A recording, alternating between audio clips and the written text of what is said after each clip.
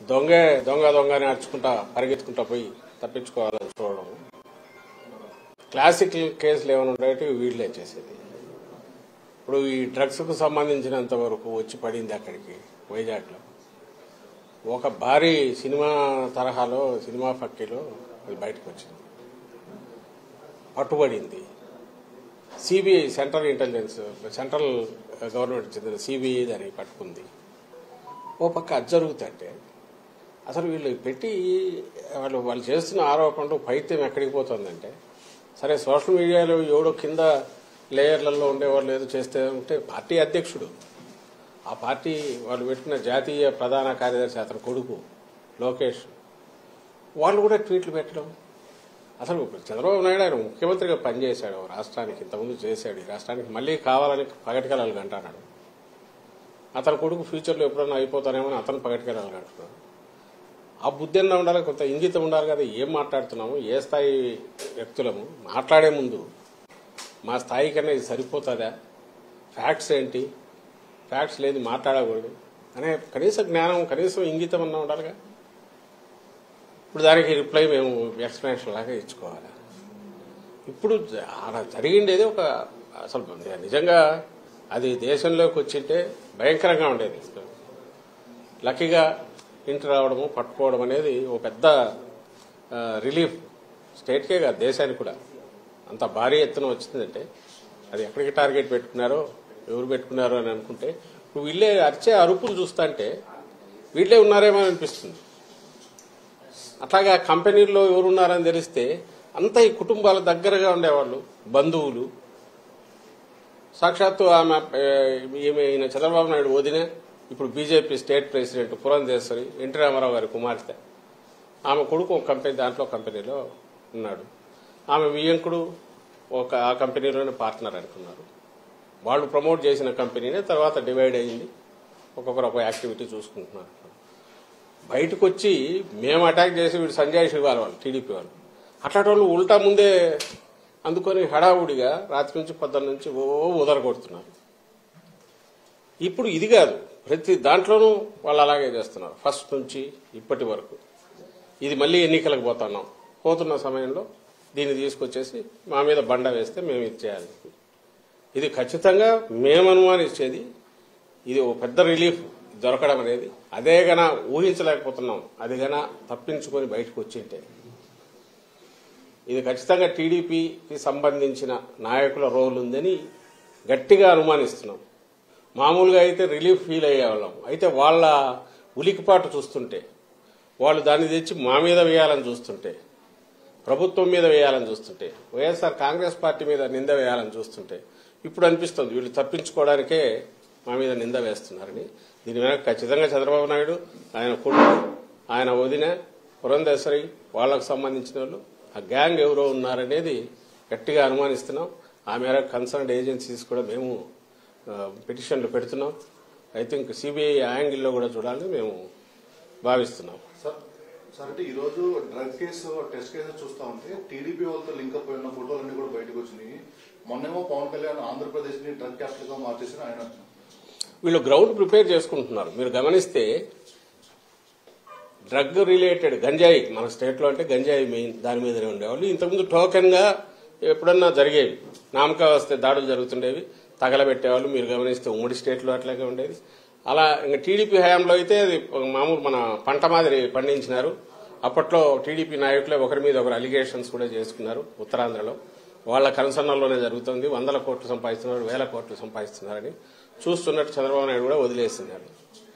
ఈ మా గవర్నమెంట్ వచ్చాక, జగన్మోహన్ రెడ్డి గారి గవర్నమెంట్ వచ్చాకనే నాట్ ఓన్లీ ఆ సాగును ధ్వంసం చేయడమే కాకుండా ప్రత్యామ్నాయ జీవనోపాధి కూడా కల్పించి అట్రాక్టివ్, ఆకర్షణీయమైంది. ఎందుకంటే దాంట్లో వచ్చే తక్కువ కష్టానికి ఎక్కువ ఫలితం వస్తుంది కాబట్టి దానికే అలవాటు పడి ఇంకా వేరే వైపు చూడని అటు ఆ ప్రాంతం ప్రజలందరికీ కూడా, అదిలో సరిహద్దు ప్రాంతంలో ఉండే వాళ్ళందరికీ ప్రత్యామ్నాయ పంటలు చూపించింది మా ప్రభుత్వం.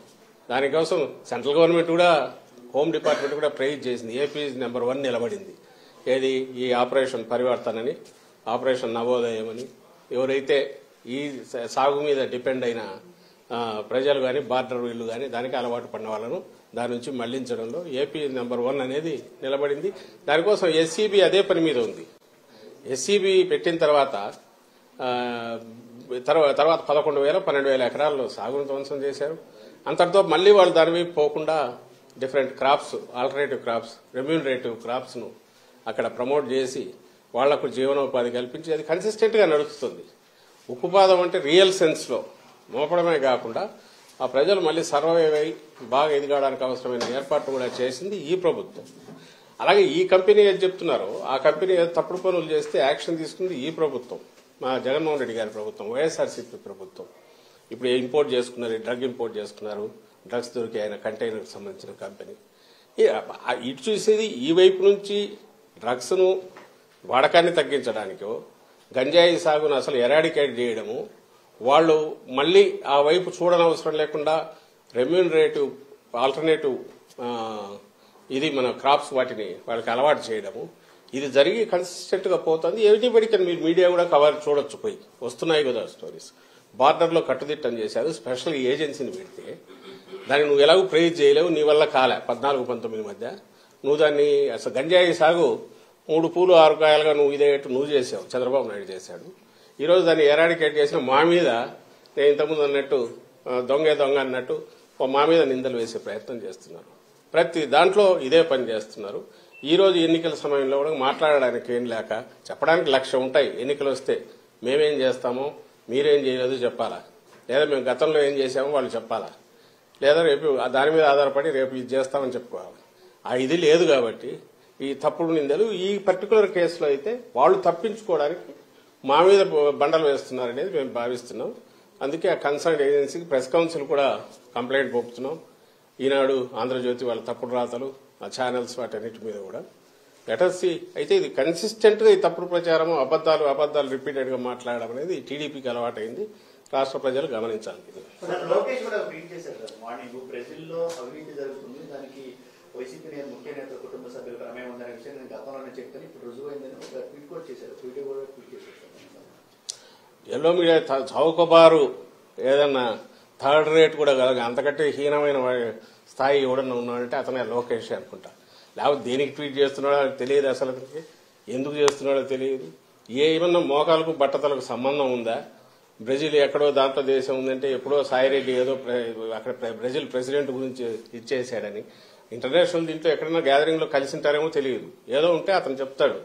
కానీ ఈ రోజు జరిగిన దాంట్లో, ఈ కంటైనర్ లో వచ్చిన దాంట్లో దొరికిన దానికి సంబంధించి ఎవరు దీని వెనక ఎవరెవరు ఉండే అవకాశం ఉంది, ఆ కంపెనీ కాన్షియస్ గా చేసిందా అనేది తేలాల్సి ఉంటే అప్పుడు సహజంగానే కంపెనీ ఎవరిది అనేది చూస్తారు. అది చూస్తే సహజంగా మొత్తం ఎవరు అనేది కనపడుతోంది. దగ్గరి బంధువులు, కుటుంబ సభ్యులు, లేదా వీళ్లతో కలిసి ఎప్పుడు తిరిగినట్టు ఆ ఫోటోలు అన్ని బయటకు వచ్చాయి. ఈ గ్రూప్ తో, ఈవెన్ చంద్రబాబు నాయుడుతో ఉండేవాళ్ళు ఆయనతో ఉన్నారు. ఆ గ్రూప్ కు సంబంధించిన వాళ్ళు ఎవరు రెగ్యులర్ గా కలుస్తారో వాళ్లే ఆ కంపెనీల్లో ఉన్నారు. ఇది సహజంగానే వాళ్ళ మీదకే పడుతుంది. పడడానికి కూడా అవకాశం ఎందుకుంది? అలాంటి ఆలోచనలు చేసే లక్షణం కూడా చంద్రబాబు నాయుడుకు ఉంది కాబట్టి తప్పుడు దారిలో ఎట్లా అధికారంలోకి రావాలని చూస్తాడు కాబట్టి వాళ్ళ మీదకే వస్తుందనే దాన్ని ప్రియంప్ట్ చేయడానికి ఉల్టా మా మీద దాడి చేస్తున్నారు. లోకేష్ చేసినా, చంద్రబాబు నాయుడు చేసినా అదే ఉద్దేశంతో చేస్తున్నారు. ఆ స్థాయి నిజంగా ఆ స్థాయికి రావాలనుకున్న వాళ్ళు చేయకూడని పని చేస్తున్నారు. వాళ్ళు అంటే వాళ్ళకి ఈ జన్మలో ఈ రాష్ట్రంలో ప్రజలు అవకాశం ఇవ్వలేదని తెలిసిన తర్వాత వచ్చే డెస్పరేషన్ లోనే ఇలాంటి కామెంట్స్ చేస్తున్నారని మేము అనుకుంటాం.